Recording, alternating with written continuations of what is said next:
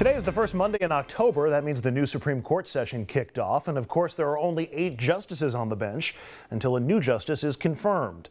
Lots of the cases the High Court is considering could have major implications across the country, including a death penalty case that's on the docket for tomorrow and another case that could impact presidential pardons. Also, a pivotal gerrymandering case in North Carolina and another case about DACA or the DREAMER Act also on the schedule or potentially on the schedule.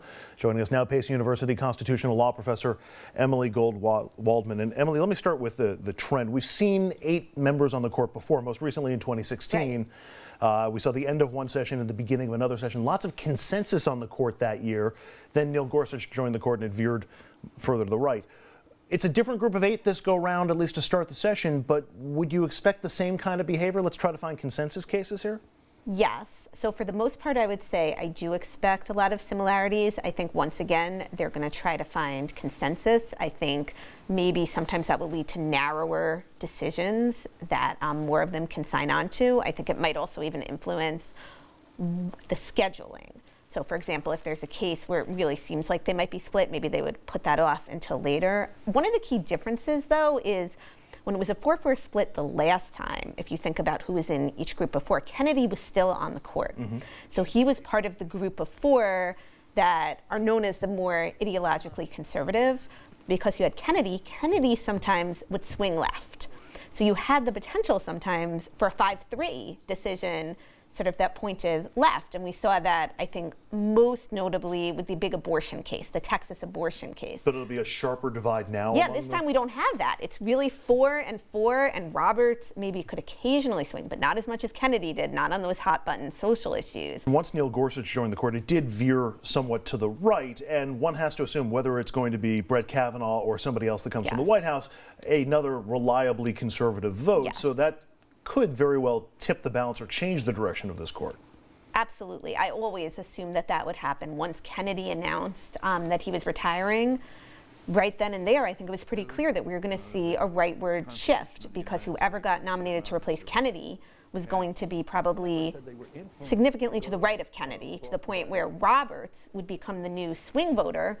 But Roberts doesn't swing nearly as much as Kennedy did. So we were already headed for that rightward shift. Now we sort of have a pause with the 4-4. But once that 5th person gets on, I think that's where we're going. One of the areas that Justice Kennedy was best known for being moderate or being a swing vote was on death penalty cases. He showed a lot of deference towards the defendants, towards the people who were on death row in death penalty cases. The court is hearing a death penalty case tomorrow. Right. Madison versus Alabama. It's a scheduled execution for somebody with dementia, had some strokes after the crime, no longer remembers the crime. This is the kind of case that Kennedy might have been that swing vote on? I think possibly, right. So the question is, does that violate the 8th Amendment's prohibition against cruel and unusual punishment to use the death penalty in that instance? If this is a potentially 4-4 case, I mean, could they shift that and move that later in the session if they wanted to? Well, they could. What will happen at this point is they'll have it argued tomorrow, and I think then if they are divided, they will schedule it for re-argument when the new justice comes on. I think they probably didn't anticipate starting this term with only 8 justices. The case on the docket that may be getting the most attention, at least in light of Brett Kavanaugh, is Gamble versus the U.S. It's a double jeopardy case. Somebody who had been charged with basically the same crime in federal and state court and is challenging the constitutionality of that. This is important because of Kavanaugh's positions on presidential power and also given what's happening with the Mueller investigation. Explain that a little bit. So the point is, so in general, the idea of double jeopardy is that you can't be tried twice for the same crime. But there's this big exception to that, which is known as the separate sovereigns exception. So the idea is you can be tried, for example, by the federal government and then also by state government. And so obviously that has implications right now, because part of what's been talked about is in connection with the Mueller investigation.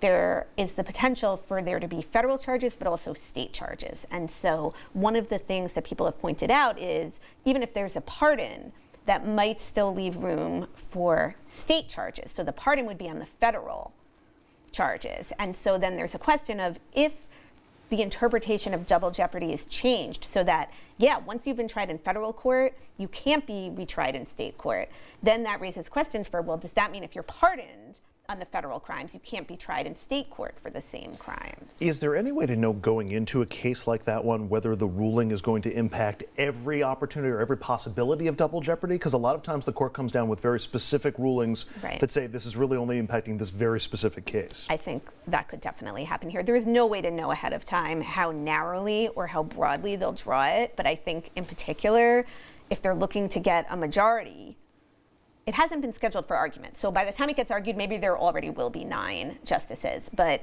the narrower the decision is, the more limited to those specific facts, the easier it often is to get more people to sign on. And sometimes they even will write separately. They'll say, I'm concurring in this judgment. I just want to make clear I'm not saying anything about broader implications. There are 2 cases that may come up on the agenda, one relating to DACA, one relating to Obamacare. That Obamacare case is about protections for pre-existing conditions. It's in court in Texas right now.